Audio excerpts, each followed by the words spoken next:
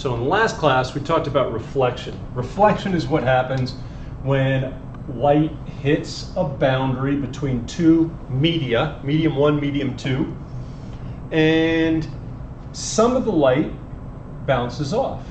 And it bounces off according to the rule we learned for specular reflection. Angle of incidence equals angle of reflection. I put REFL for reasons you're going to see in a moment. But not all of the light necessarily reflects. Okay, think of a tinted glass window in a car. Some of the light reflects. Some of the light is absorbed by a dark window. Those windows actually get warmer. And some of the light energy goes into the car. And you don't notice it, but when light travels from one medium, let's say the outside air, into another medium, the glass, that light actually bends. And it bends in a predictable direction. Okay, when I say it bends only at that surface. So it's going in a straight line, hits there, and then goes in a straight line, but in a slightly different direction. And that is called refraction. Refraction is the light changing direction. I don't love to say bend so much, because bend makes you think it curves as it goes. It doesn't do that. It changes direction at the boundary between two media. Okay? The reason you don't notice it is because glass generally is made so it has this finite width, and when it goes back into air, it changes direction again. So you don't really notice the light coming from a very different direction. Prisms, on the other hand, don't have these parallel sides. So they bend and they bend again, but they don't go back to going in the originally determined direction. So this refraction, we want to talk about it. And I'm going to talk about it in two parts.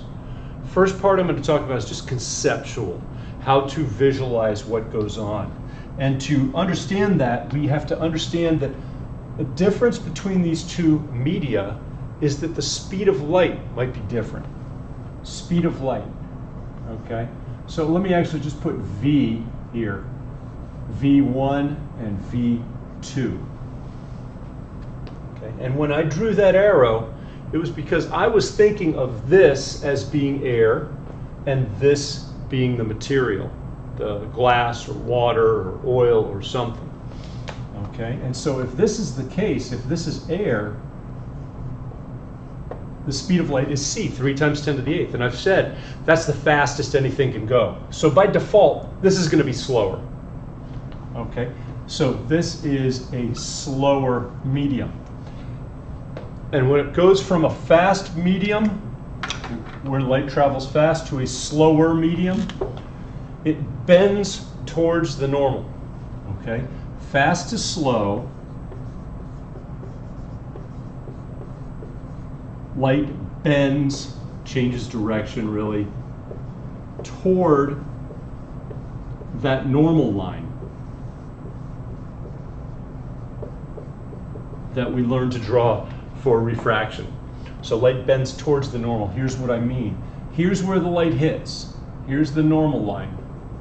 And what they mean is, here you can see how far away it is from the normal line. In this, it has bent so it's closer to the normal line. So in other words, this angle is less than this angle. Fast to slow bends towards the normal line. Let's show you what that looks like.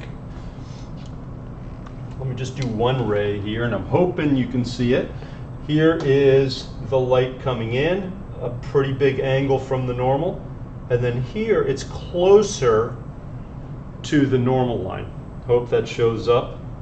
I'll have to check that. Let me try it with a green laser, see if that's any better.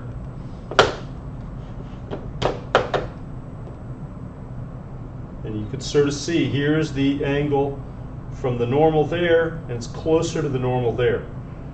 And any angle I shine it at, it's still going to bend towards the normal line in the material.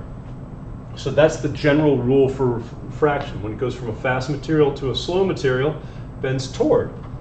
Slow to fast, away.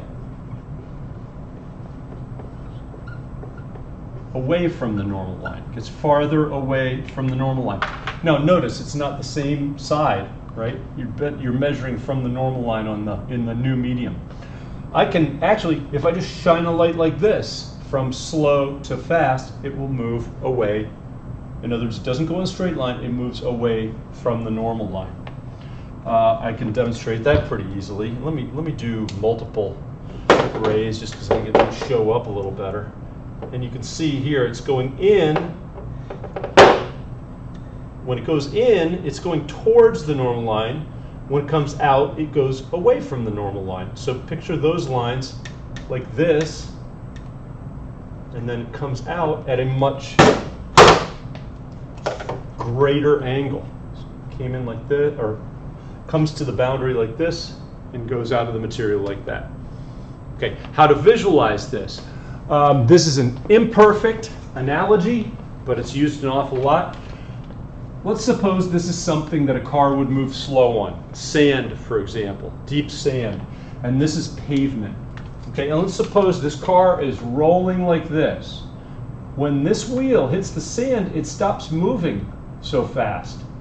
These other wheels keep moving, so it kind of turns around like this, and then eventually would continue in the same direction. So, in other words, going fast to slow, the first part that hits the slow is the right side, and it would kind of turn around that. Coming out, think of it this way, it's rolling out here. The first stuff that hits the fast is this, so it would turn that way. That's just an analogy, a way of thinking about it. Now let's take a look at what I think is an extremely cool demonstration involving the concept of refraction.